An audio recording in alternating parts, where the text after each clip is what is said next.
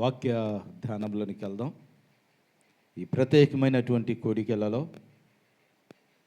ప్రభు మనతో మాట్లాడలాగిన ప్రతి ఒక్కరు మన హృదయాలు సిద్ధపరచుకుంటూ దేవుని వాక్యమును ధ్యానం చేద్దాం. యోహాను సువార్త 4వ అధ్యాయం. యోహాను సువార్త 4వ అధ్యాయం 24వ వచన భాగం.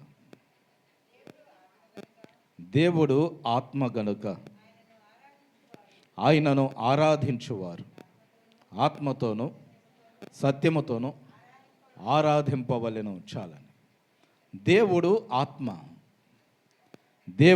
ఆత్మ గనుక ఆయనను ఆరాధించువారు ఆత్మతోనూ సత్యముతోనూ ఆరాధించవలెను. దేవుడు ఎటువంటి వాడు? ఆత్మ అని వాక్యం చెప్తుంది. కొత్తగా చూస్తున్నారు. దేవుడు ఎటువంటి వాడు? ఆత్మరూపి అయినటువంటి దేవుడు. ఈ ఆత్మరూపి అయినటువంటి దేవుడు అంట మానవాళిని ప్రేమించి వారున్నటువంటి దీనస్థితిలో నుండి మహిమ కలిగిన స్థానంలోనికి వారిని తీసుకొని రావడానికి, పాపములో శాపకరమైన జీవితంలో ఉన్నటువంటి వారికి వెలుగివ్వడానికి ఈ ఆత్మరూపి అయినటువంటి దేవుడు ఈ లోకంలోనికి వచ్చాడు. ఆయన ఎలాగొచ్చాడో కొన్ని అనుభవాల్ని ధ్యానం చేయడానికి సిద్ధపడదాం. ఆత్మ అయినటువంటి దేవుడు ఈ లోకంలోనికి ఎలాగొచ్చాడు? మొట్టమొదటి మాట యోహాను సువార్త, యోహాను రాసినటువంటి సువార్త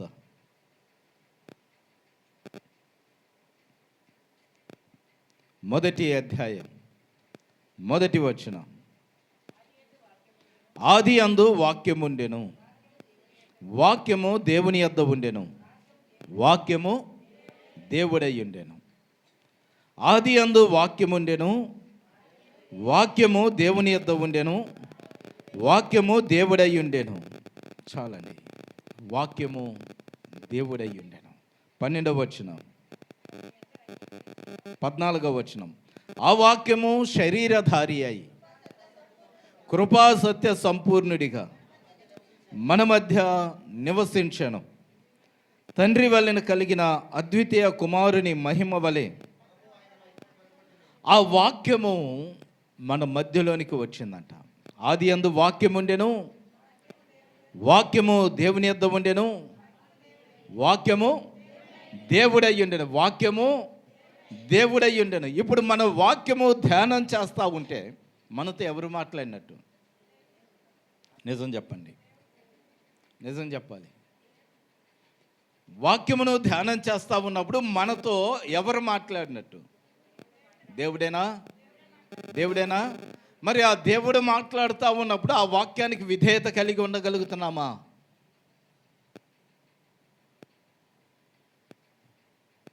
వాక్యరూపిగా ఆయన ఈ లోకంలోనికి వచ్చాడంట. ఆది అందున్నటువంటి వాక్యము శరీరమును ధరించి కృపాసత్య సంపూర్ణుడిగా మన మధ్యలో సంచరిస్తూ ఉంది. ఆ వాక్యధారి అయినటువంటి దేవదేవుడు మనతో మాట్లాడుతూ ఉన్నాడు. ఆ వాక్యధారి అయినటువంటి దేవుడు మనల్ని దర్శిస్తూ ఉన్నాడు.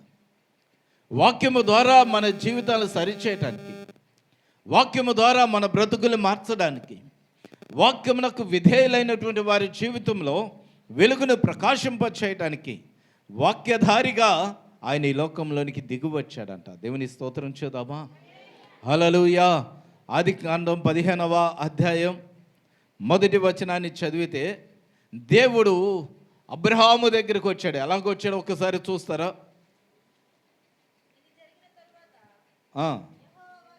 యెహోవా వాక్యము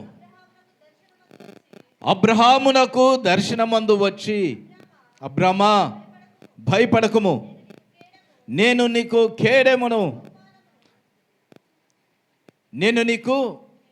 కేడెము, నీ బహుమానము అత్యధికమగును. అబ్రహామునకు దేవుని యొక్క వాక్యం వచ్చిందంట. వాక్యమై ఉన్నటువంటి దేవుడు అబ్రహాము దగ్గరకు వచ్చాడు. అబ్రహాముతో దేవుడు మాట్లాడుతూ ఉన్నాడు. వాక్యమై ఉన్నటువంటి దేవుడు అబ్రహాముతో మాట్లాడుతూ, అబ్రహామా భయపడకు, నేను నీకు ఖేడముగా ఉంటా. నీవు బహుమానం కావాలి, గర్భఫలం కావాలని ఆశపడుతున్నావు కదా, అత్యధికమైన బహుమానం కలుగుతుంది. దేవుని స్తోత్రం చేద్దామా. వాక్యరూపిగా దేవుడు అంట మానవుని దగ్గరకు వచ్చాడు. ఆయన ఆత్మరూపి అయినటువంటి దేవుడు వాక్యరూపిగా మానవుని దగ్గరకు వచ్చాడు. ఆ వాక్యరూపి అయినటువంటి దేవుడు అబ్రహాముతో మాట్లాడుతూ, నేను నీకు ఖేడెంగా ఉంటా. ఆ వాక్యము మన దగ్గరకు వచ్చిందంట. కృపాసత్య సంపూర్ణుడిగా మన మధ్యలో సంచరిస్తూ ఉంది. ఆ వాక్యమునికి ఎవరు విధేయులవుతారో వారి జీవితాలు ఆశీర్వదించబడతాయి. చూడండి, కీర్తన గ్రంథం 119వ కీర్తన 119వ కీర్తన 67వ వచనం. 119వ కీర్తన 67వ వచనం. శ్రమ కలుగక మునుపు త్రోవ విడిచి తిని నీ వాక్యమును అనుసరించి నడుచుకొనుచు ఉన్నాను. త్రోవ విడిచిన వారిని సరిచేయగలిగింది ఏదైనా ఉందా అంటే అది దేవుని యొక్క వాక్యమే. వాక్యరూపిగా, ఆత్మరూపి అయిన దేవుడు వాక్యరూపిగా ఈ లోకంలోనికి దిగివచ్చాడంట. భక్తుడు మాట్లాడుతూ అంటాడు, నేను త్రోవ విడిచి తిరిగి శ్రమల పాలైపోయా. నేను త్రోవ విడిచిపెట్టాను నా ఇష్టానుసారమైన జీవితాన్ని జీవించడానికి, నా ఇష్టానుసారంగా ప్రవర్తించడానికి, నా మనసు కోరినట్లుగా, నా శరీరం ఆశించినట్లుగా, నా తలంపులు లేక నా హృదయము ఆశించినట్లుగా నేను జీవించడానికి సిద్ధపడ్డా. అయితే ఇది నాకు కలిగిన బహుమానం ఏంటో తెలుసా? శ్రమలు వచ్చేసినాయి. నా ఇష్టానుసారంగా నేను ప్రవర్తిస్తే నాకు మేలు కాదు, కీడు కలుగుతూ ఉంది. నాకు క్షేమం కాదు, నష్టం కలుగుతూ ఉంది. ఇప్పుడు నాకు శ్రమలు వెంటాడుతూ ఉన్నాయి. అయితే ఈ శ్రమల నుండి విడిపించబడడానికి నేను నీ వాక్యమును అనుసరిస్తూ ఉన్నాను. దేవుని వాక్యం అంట త్రోవ తప్పిన వారిని సరిచేస్తుంది. మరొక మాట 28వ వచనం, కీర్తన గ్రంథం 119వ కీర్తన 28వ వచనం. వ్యసనముల వలన ఏ వ్యసనాలు ఉన్నాయో? రకరకాల వ్యసనాలు ఉన్నాయి కదా. రకరకాల వ్యసనాలు. ఒకరికి శరీర సంబంధమైన వ్యసనాలు, ఒకరికేమో మద్యముతో కూడినటువంటి వ్యసనాలు, మరికొందరికి గుట్కాలతో కూడినటువంటి వ్యసనాలు. ఏ వ్యసనాలు ఉన్నాయో భక్తుడు మాట్లాడుతూ అంటాడు, వ్యసనముల వలన నా ప్రాణము నీరైపోయిందయ్యా. ఇప్పుడు నీ వాక్యము నా జీవితాన్ని సరిచేయగలుగుతుంది, నా బ్రతుకుని మార్చగలుగుతుంది. నేను స్థిరపరచబడడానికి వ్యసనాలకి బానిసలైపోయిన వారి జీవితాలు గమనించండి. ఈ మధ్య బెట్టింగ్ యాప్లను వచ్చేస్తున్నాయి. పిల్లలు వీడియో గేమ్ ఆడుతూ ఉంటారు. 3-4 పిల్లలు కూర్చొని, చిన్నపిల్లలే, సాయంత్రానికల్లా కూర్చొని ఆటలాడుతూ ఉన్నారు. వ్యసనాలకి బానిసలైపోతూ ఉన్నారు. స్థిరత్వం లేని జీవితం అయిపోతూ ఉంది. నిలకడ లేనటువంటి పరిస్థితులు ఎదురవుతూ ఉన్నాయి. ఇప్పుడు భక్తుడు మాట్లాడుతూ ఏమంటాడు? వ్యసనముల వలన నా ప్రాణము నీరైపోయింది, నీ వాక్యము చేత నన్ను స్థిరపరచాయా. వాక్యం ఏం చేస్తుంది అంటే ఈ వ్యసనములతో కూడిన వ్యక్తి జీవితాన్ని ఆ వ్యసనాల నుండి విడిపించి స్థిరపరుస్తుంది. మరొక మాట చదువుదాము, 25వ వచనం. నా ప్రాణము మంటిని హత్తుకొనుచు ఉన్నది, నీ వాక్యము చేత నన్ను బ్రతికించయ్యా. నా ప్రాణము మంటిని హత్తుకుంటా ఉంది. శరీర సంబంధమైన జీవితపు అనుభవంలో నుండి మరణపు అంచుల్లోనికి వెళ్ళిపోతా ఉన్నా. మరణపు అంచుల్లోనికి వెళ్ళిపోతా ఉన్నా. మరణం నన్ను వెంటాడుతూ ఉంది. అయితే నీ వాక్యము ద్వారా నన్ను బ్రతికించయ్యా. నీ వాక్యం ఏం చేస్తుంది? చీకటిలో ఉన్న వారికి వెలుగునిస్తుందంట. మరణపు అంచుల్లో ఉన్న వారికి జీవాన్ని ప్రసాదిస్తుంది. నీ వాక్యము ద్వారా నన్ను బ్రతికించయ్యా. నీ వాక్యము ద్వారా నన్ను బ్రతికించు. నేను మరణపు అంచుల్లోనికి వెళ్ళిపోయాను. నా శరీరానుసారంగా, నా మనసు కోరినట్లుగా ప్రవర్తించి వ్యసనాలకి బానిసనైపోయి ఈరోజు మట్టిని హత్తుకోగలిగిన స్థితిలోనికి వెళ్ళిపోయి చివరి గడియల్లోనికి వెళ్ళిపోయింది ఆయన. నీ వాక్యము ద్వారా నన్ను బ్రతికించు. వాక్యం ఏం చేస్తుందంటే మానవుని బ్రతికింపచేస్తుంది. 50వ వచనం, 119వ కీర్తన 50వ వచనం. నీ వాక్యము నన్ను బ్రతికించి ఉన్నది, నా బాధల్లో నాకు నెమ్మది కలగజేస్తూ ఉంది. వాక్యం ఏం చేస్తుందంట? బాధలో ఉన్నప్పుడు అంట, కష్టాల్లో ఉన్నప్పుడు, శ్రమల్లో ఉన్నప్పుడు, ఇబ్బందుల్లో ఉన్నప్పుడు ఆదరణ కలగజేస్తుంది. వాక్యము నెమ్మదిని కలగజేస్తుంది. ఆయన ఆదరించగలిగిన దేవుడు. అబ్రహాముతో దేవుడు మాట్లాడుతూ, అబ్రామా భయపడకు, నేను నీ కేడెముగా ఉంటా, నీ బహుమానమో అత్యధికమవుతుంది. ఆస్తి ఉంది, పనివారు ఉన్నారు, దాసదాసీలు ఉన్నారు, సంపద ఉంది, ఎంతుంటే ప్రయోజనం ఏముందయ్యా? నాకు బిడ్డలు లేరు కదా, నీవు నాకు సంతానం ఇస్తానన్నావనే కదా నా ఊరు విడిచిపెట్టి నేను వచ్చింది అని కృంగిపోతూ ఉన్నాడంట, వేదన పడుతూ ఉన్నాడు. సమస్తాన్ని విడిచిపెట్టి వచ్చానే, నా తండ్రి ఇంటిని, నా ఊరిని, నా కలిగిన వారందరిని విడిచిపెట్టి వచ్చాను. వేదన పడతా ఉంటే ప్రభు వాక్యము అబ్రహాము దగ్గరకు వచ్చింది. బాధల్లో నెమ్మది కలగ చేయగలిగింది దేవుని యొక్క వాక్యము. ఆ వాక్యము శరీరధారిగా, కృపా సత్య సంపూర్ణుడిగా మన మధ్యలోనికి దిగి వచ్చిందంట. దేవుని స్తోత్రం చేద్దామా. ఆత్మరూపిగా ఉండవలసిన దేవుడు అంట వాక్యరూపిగా మన మధ్యలోనికి వచ్చాడు. ఎందుకోసం? త్రోవ తప్పిపోయిన వారిని సరిచేయటానికి, ఇదిగో వ్యసనములకు బానిసలైనటువంటి వారి జీవితాలు విడిపించడానికి, మరణపు అంచుల్లోనికి వెళ్ళిన వారికి జీవాన్ని ఇవ్వడానికి, బాధల్లో ఉన్న వారికి నెమ్మదినివ్వడానికంట ఆయన వాక్యరూపిగా వచ్చాడు. రెండవ అనుభవం చూద్దాం. దేవుడు ఆత్మరూపి అయినటువంటి వాడు ఈ లోకంలోనికి ఏ రీతిగా వచ్చాడో. తిమోతికి రాసిన మొదటి పత్రిక 3వ అధ్యాయం 16వ వచనం.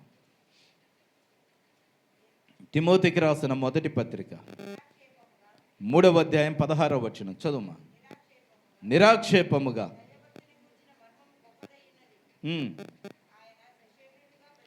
ఆయన సశరీరుడుగా ప్రత్యక్షుడయ్యను.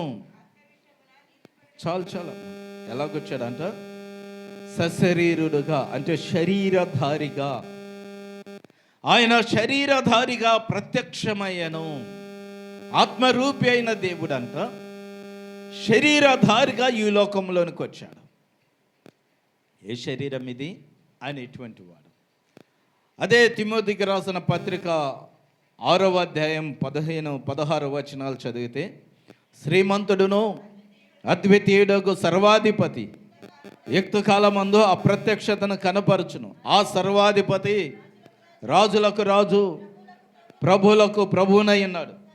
సమీపింపరాని తేజస్సులో ఆయన మాత్రమే వసించుచు అమరత్వము గలవాడై ఉన్నాడు. మనుషుల్లో ఎవడు ఆయనను చూడలేదు, ఎవడునూ చూడనేరడు. ఆయనకు ఘనతయు శాశ్వతమైన ప్రభావము కలిగి ఉండునుగాక. ఎవరు సమీపింపరాని తేజస్సులో ఆయన మాత్రమే వసించుచు అమరత్వం కలిగినటువంటి గొప్ప దేవుడు అంట. మానవాళ్ళని ప్రేమించి శరీరధారిగా దేవుడు ఎలాగొచ్చాడు? శరీరధారిగా వచ్చాడు. ఎవరు సమీపింపరాని తేజస్సులో ఉన్న దేవుడు శరీరధారిగా వచ్చాడు. ఆయన ధరించిన శరీరం ఎటువంటిది ఒక్కసారి చూస్తారా? రోమీలకు రాసిన పత్రిక 8వ అధ్యాయం, రోమా పత్రిక 8వ అధ్యాయం 4వ వచనం.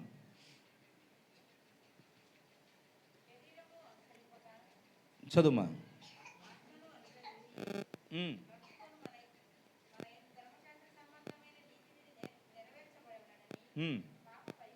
పాప పరిహారము నిమిత్తము దేవుడు తన సొంత కుమారుని ఏ ఆకారంతో పంపాడంట? పాప శరీర ఆకారముతో పంపి ఆయన శరీరమందు పాపమునకు శిక్ష. యేసు ప్రభువారు శరీరధారిగా వచ్చాడు. అందరూ నమ్ముతాం. ఆయన మనిషి కుమారుడుగా వచ్చాడు. ఏ శరీరాన్ని ధరించాడు అంటే పాప శరీరము అంటాడు వాక్యంలో. ఏ శరీరం అంట? పాప శరీరము. ఆయన ఎవరు సమీపింపరాని తేజస్సుల్లో నివసించే గొప్ప దేవుడు. యెషయా గ్రంథం 6వ అధ్యాయం మొదటి నుండి చదువుతూ ఉంటే అక్కడ ఒక బలమైనటువంటి ఆరాధన జరుగుతూ ఉంది. ఆ ఆరాధన జరుగుతూ ఉన్నప్పుడంట, ఇదిగో దేవుని ఆరాధించేటువంటి ఆ సెరూపులు దేవుణ్ణి స్తుతిస్తూ 2 రెక్కలతో తమ ముఖమును 2 రెక్కలతో కాళ్ళను కప్పుకొనుచు 2 రెక్కలతో ఎగురుతూ ఉన్నాయి. ఆ తేజస్సును చూడలేక అంతటి మహిమాయుక్తమైనటువంటి ప్రభు అంట ఇదిగో పాప శరీరమును ధరించి ఈ లోకంలోనికి వచ్చాడు. ఎందుకోసమో తెలుసా? మనమందరము పాపులమై ఉన్నాం. మన పాపము నుండి మనల్ని విడిపించడానికి, మనకు కలిగినటువంటి ప్రతి అపవిత్రత నుండి మనల్ని విడిపించడానికి, మనకు కలిగిన ప్రతి దోషము నుండి మనల్ని విడిపించడానికి యేసుక్రీస్తు ప్రభువారు ఆ మహిమాయుక్తమైనటువంటి దేహమును విడిచిపెట్టి, ఆత్మరూపి అయినటువంటి ఆ ఉన్నతమైన స్థితిని విడిచిపెట్టి ఈ లోకంలోనికి ఎలాగొచ్చాడు అంటే పాప శరీరమును ధరించి వచ్చాడు అని వాక్యం చెప్తాను. ఆయన పాప శరీరగా ఈ లోకంలోనికి వచ్చి ఇదిగో పాపము నుండి వచ్చినటువంటి ప్రతి శిక్షను ఆయన శరీరము ద్వారా ప్రతి శిక్షను కొట్టివేస్తూ ఉన్నాడంట. హెబ్రీయులకు రాసిన పత్రిక 2వ అధ్యాయం 14వ వచనం. హెబ్రీ పత్రిక 2వ అధ్యాయం 14వ వచనం. కాబట్టి ఆ పిల్లలు రక్తమాంసములు గలవారయ్యున్నందున ఆ ప్రకారమే మరణము యొక్క బలము గలవానిని అనగా అపవాదిని మరణము ద్వారా నశింపచేయుటకును జీవితకాలమంతయు మరణ భయము చేత దాస్యమునకు లోబడిన వారిని విడిపించుటకు ఆయన కూడా రక్త మాంసములో పాలివాడు అయ్యను అంటాడు. ఆయన కూడా రక్త మాంసములో పాలివాడవాడు. కారణం ఏంటంటే ఇదిగో మనమందరము రక్త మాంసములు కలిగిన వారం కాబట్టి ఈ రక్త మాంసములు కలిగిన వ్యక్తికి విమోచనము కలగ చేయటానికంట ప్రభు అయిన యేసుక్రీస్తు వారు శరీరధారిగా రక్త మాంసములు కలిగిన వాడిగా ఈ లోకంలోనికి వచ్చాడు. ఆయన ధరించిన శరీరం ఎటువంటిది అంటే వాక్యం చెప్తుంది, పాప శరీరమును దాల్చిన వాడు. ఏ శరీరము? పాప శరీరం. ఫిలిప్పీలకు రాసిన పత్రికలో అపోస్తలుడైన పౌలు 2వ అధ్యాయం 6వ వచనంలో స్పష్టంగా మాట్లాడుతుంటాడు, ఆయన దేవుని స్వరూపము కలిగిన వాడై ఉండి దేవునితో కూడా నివసించే భాగ్యమును విడిచిపెట్టకూడని భాగ్యమని ఎంచుకోలేదు. కానీ మానవుల కొరకంట ఆయన మనుషుల పోలికగా పుట్టి దాసుని స్వరూపమును ధరించి తన్ను తాను రిక్తునిగా చేసుకొనేను అంటాడు. దేవుని పోలిక కలిగిన వాడు దాసుని పోలికలోనికి వచ్చేసాడు. మహిమ కలిగిన వాడు పాప శరీరాన్ని ధరించాడు. మానవాళిని ప్రేమించి మన పాపం అంతటిని విడిపించడానికి యేసుక్రీస్తు ప్రభువారు శరీరధారిగా వచ్చాడు. ఆ శరీరము పాప శరీరం అని రోమిలకు రాసిన పత్రికలో మనం చదువుతాం. 3వ అనుభవం, ఆత్మరూపి అయిన వాడు వాక్యమై వచ్చాడు. ఆత్మరూపి అయిన వాడు పాప శరీరమును ధరించాడు. 3వ అనుభవం, గలతీలకు రాసిన పత్రిక 3వ అధ్యాయం, గలతీ పత్రిక 3వ అధ్యాయం 14వ వచనం. 3:14 ఆత్మను గూర్చినటువంటి వాగ్దానము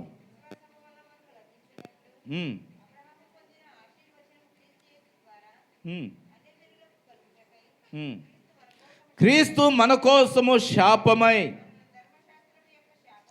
మనలను ధర్మశాస్త్రం యొక్క శాపము నుండి విమోచించెను. క్రీస్తు మన కోసము శాపమై, అక్కడ 2వ నెంబర్ రాసి ఉంటుంది, కింద చూస్తే శాపగ్రహి అయి అంటాడు. ఎలాగొచ్చాడంట? శాపగ్రస్తుడిగా వచ్చాడు. కింద మాట చదువుతారు, మ్రాను మీద వ్రేలాడిన ప్రతివాడు శాపగ్రస్తుడు. శాపగ్రస్తుడు ఆయన ఎవరో తెలుసా? పరిశుద్ధుడైన దేవుడు. ఆయన ఎవరు? మహిమాన్వితుడైనటువంటి దేవుడు, మహోన్నతమైన స్థలంలో నివసించే దేవుడు. ఆ గొప్ప దేవుడు అంట నా శాపములను కొట్టివేయటానికి ఈ లోకంలోనికి ఎలాగొచ్చాడంటే శాపగ్రస్తుడుగా వచ్చాడు. మనం అనుభవిస్తున్న శిక్ష నుండి మనల్ని విడిపించడానికి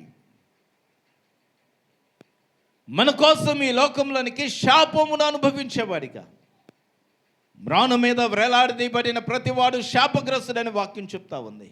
కలువరిగిరిలో మనందరి కొరకు సిలువలో వేలాడదీయబడ్డాడు. ఆయన శాపగ్రస్తుడిగా ఎంచబడ్డాడు.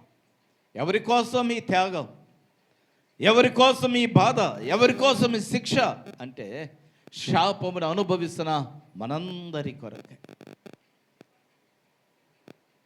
ఆత్మను గూర్చినటువంటి ప్రతి వాగ్దానము, అబ్రహాము ఎటువంటి ఆశీర్వాద వచనాన్ని పొందుకున్నాడో ఈ ఆశీర్వాద వచనాలన్నీ మనం అనుభవించడం కొరకై ఆయన మనందరి కొరకు కలవరిగిరిలో శాపగ్రస్తుడిగా మారిపోయాడంట.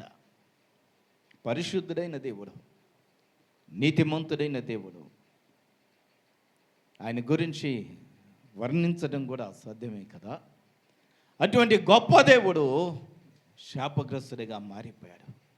ఈరోజుకైనా ప్రభుని ప్రేమించగలుగుతావా? నీ కొరకు ఆత్మరూపైన దేవుడు వాక్యధారికి లోకంలోనికి వచ్చి నీ జీవితాన్ని మార్చాలని ఆశపడతామన్నాడు. ఇదిగో మన జీవితాన్ని మార్చడానికి ఆత్మరూపి అయిన దేవుడు శరీరధారికి వచ్చాడంట. ఏ శరీరం అది? పాప శరీరం అనే వాక్యం చెప్తాను. అంత మాత్రమే కాదండి, కలువరిగిరిలో మ్రాను మీద వేలాడుతూ ఉన్నాడు. మ్రాను మీద వేలాడదీయబడిన వాడు శాపగ్రస్తుడని వాక్యం చెప్తాడు. పరిశుద్ధుడైన దేవుడు, నీతిమంతుడైన దేవుడు, మహోన్నతుడైన దేవుడు ఈరోజు ఎలాగున్నాడో తెలుసా? శాపగ్రస్తుడిగా కనపడతా ఉన్నాడు. శాపగ్రస్తుడిగా ఎంచబడతా ఉన్నాడు. ఎవరి కోసం? నా కోసం, నీ కోసం, మనందరి కోసమే కదా. నీ కోసం, నా కోసం శాపగ్రస్తుడిగా మారిపోయిన యేసయ్య వైపు చూద్దామా? మన జీవితాన్ని మార్చుకుందామా? ప్రార్థనకి రావటం గొప్ప విషయం కాదండి. అందరూ వెళ్తాం ప్రార్థనకి. ఎన్ని రోజులు కొడికలు పెట్టినా అన్ని రోజులు వెళ్తాం. అయితే మన జీవితాలు మార్పు చెందుతున్నాయా? మన స్వభావాలు మార్చబడుతున్నాయా? మన జీవన విధానం మార్పు చెందుతా ఉందా? ప్రార్థనకి వెళ్తూ కూడా ఇంకా లోక సంబంధమైన అనుభవాల్లోనే ఉంటూ ఉన్నామా? దేవుని వైపు తిరగడానికి, ఆయనతో సహవాసం చేయడానికి సిద్ధపడదాం. అపోస్తలుడైన పేతురు గారు మాట మాట్లాడుతూ ఉన్నారు. చదువుతారా? పేతురు రాసిన మొదటి పత్రిక 2వ అధ్యాయం 22వ వచనం. ఆయన పాపము చేయలేదు, ఆయన నోట ఏ కపటము కనబడలేదు, ఆయన దూషింపబడి బదులు దూషింపలేదు, ఆయన శ్రమ పెట్టబడి బెదిరింపగా న్యాయంగా తీర్పు తీర్చు దేవునికి తన్ను తాను అప్పగించుకొనెను. ఆయన పాపము చేయలేదు, ఆయన నోట ఏ కపటము కనబడలేదు, ఆయన దూషింపబడి తిరిగి దూషించలేదు, ఆయన శ్రమ పెట్టబడి బెదిరింపగా దేవునికి తన్ను తాను అప్పగించుకున్నాడంట. కింద వచనం, మనము పాపముల విషయమై చనిపోయి నీతి విషయమై జీవించినట్లు ఆయన తానే తన శరీరమందు మన పాపములను మ్రాను మీద మోసికొనేను అంట. మన పాపములన్నిటినీ మ్రాను మీద మోసాడంట. మ్రాను మీద వేలాడదీయబడిన ప్రతి వారు శాపగ్రస్తులైపోయారు. ఎందుకు ఆయన మ్రాను మీదకి వెళ్ళాడు? ఎందుకు సిలువలో యాగమయ్యాడు అంటే మన పాపములన్నిటిని మోసాడంట. ఈ పాపములన్నీ భరించడానికంట అక్కడ రాయబడతా ఉంది, ఆయన దూషించబడ్డాడు, శ్రమపరచబడ్డాడు, నలగొట్టబడ్డాడు, ఆయన దేహము నాగటి చాళ్ళ వలె దున్నబడింది అని వాక్యం చెప్తాడు. పొలంలో చేను దున్నుతారు కదా, చేను దున్నినప్పుడు సాలుగా ఎలాగుంటుందో ఆయన దేహం అంట నాగటి చాళ్ళ వలె దున్నబడింది. ఇంతగా ఎందుకు శ్రమపరచబడ్డాడంటే కేవలం మన పాప క్రియలను బట్టి, మన దోషములను బట్టి, మన అపవిత్రతను బట్టి, మనము చేస్తున్నటువంటి హేయమైన జీవన విధానాన్ని బట్టి. దేవుని వైపు చూద్దామా? మన పాపముల నుండి విడిపించగలిగిన దేవుని వైపు చూద్దామా? నీకోసం నా కోసం పరిశుద్ధుడైన దేవుడు శాపగ్రస్తుగా మారిపోయాడు. నా బ్రతుకు మార్చుకోవటానికి ఈరోజుకైనా దేవుని పాదాలు పట్టుకుంటావా? బండను బద్దలు చేసే స్తుతి లాంటి దేవుని వాక్యానికి నీ బ్రతుకుని అప్పగించుకోగలుగుతావా? కఠినమైనటువంటి నీ హృదయాన్ని బద్దలు చేసుకోగలుగుతావా? నీ కొరకై కల్వరిలో యాగమని యేసయ్య వైపు చూడగలుగుతావా? పరిశుద్ధుడైన దేవుడు శాపగ్రస్తుడిగా మారిపోయాడంట. కింద మాట చదువుతారా? 25వ వచనం. మీరు గొర్రెల వలె దారి తప్పి పోతిరి. ఎలాగున్నామంట? గొర్రెల వలె దారి తప్పిపోయాం. ఒక అవకాశం ఇచ్చాడు దేవుడు. దారి తప్పిపోయిన మనల్ని ఇదిగో మరలా ప్రభు వైపు చూచున్నట్లుగా, ఆత్మల కాపరి అయినటువంటి ఆ దేవుని వైపు చూడుచున్నట్లుగా ఒక అవకాశం ఇచ్చాడు. తిరుగుదమ్మా యేసయ్య వైపు. దారి తప్పిపోయిన మన జీవితాన్ని దేవుని తట్టు తిప్పుకోవడానికి, మార్గాన్ని విడిచిపెట్టి తిరుగుతున్న మన బ్రతుకుల్ని, దేవుని నిబంధన వాక్యములను మీరిపోయి ఇష్టానుసారంగా జీవిస్తున్నటువంటి మన జీవితాల్ని దేవుని తట్టు తిప్పుదాం. మరలా సరి చేసుకుందాం. దేవుని సన్నిధిలో సమర్పణ కలిగిన బిడ్డలుగా, దేవుని కొరకు నమ్మకమైన బిడ్డలుగా జీవించడానికి సిద్ధపడదాం. 4వ అనుభవం, ఆత్మరూపి అయినటువంటి వాడు వాక్యరూపిగా వచ్చాడు. ఆత్మరూపి అయినటువంటి వాడు పాప శరీరమును ధరించి శరీరధారిగా వచ్చాడు. ఆత్మరూపి అయినటువంటి వాడు శాపగ్రస్తుడిగా వచ్చాడు. 4వ అనుభవం, యోహాను రాసిన మొదటి పత్రిక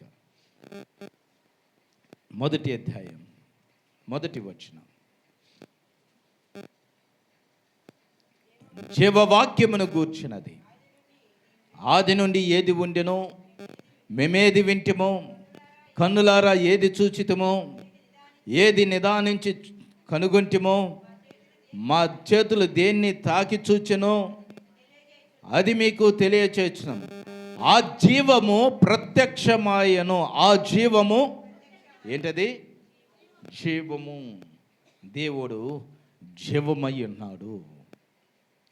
మనలను జీవింప చేయటానికి, మరణములో ఉన్న మనలను, శాపగ్రస్తమైన బ్రతుకులు కలిగిన మనలను జీవింప చేయటానికి ఆయన జీవముగా ప్రత్యక్షమాయను అంటాడు. 2వ వచనంలో ఆ జీవము ప్రత్యక్షమాయను, తండ్రి యొద్ద నుండి మాకు ప్రత్యక్షమైన ఆ నిత్య జీవమును మేము చూచి ఆ జీవమును గూర్చి సాక్ష్యం ఇస్తా ఉన్నాం. ఎలాగొచ్చాడంట? ఆయన జీవముగా వచ్చాడంట. ఆ జీవమును గూర్చి మేము సాక్ష్యం ఇస్తా ఉన్నాం. మేము ఏది కన్నులారో చూచామో, ఏది విన్నామో, ఏది నిదానించి కనుగొన్నామో, మా చేతులు దేన్ని తాకి చూచానో దాని గురించి నేను మాట్లాడుతున్నా. అదేంటో తెలుసా? నిత్య జీవమును గూర్చినటువంటి మాట. ఆ దేవుడు జీవముగా ప్రత్యక్షమయ్యాడు. మరణించవలసిన మన బ్రతుకులకి జీవం ఇవ్వడానికి జీవదాతగా యేసుక్రీస్తు ప్రభువారు ఈ లోకంలోనికి వచ్చాడట. హల్లెలూయా. యోహాను రాసిన మొదటి పత్రిక యోహాను సువార్త 1వ అధ్యాయం 4-5 వచనాలు.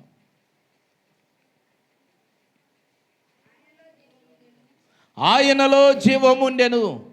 ఏ జీవము గురించి అపోస్తలులు మాట్లాడుతూ ఉన్నారో ఆ జీవాధిపతి అయినటువంటి ప్రభు గురించి వ్రాయబడుతున్న మాట, ఆయనలో జీవముండెను.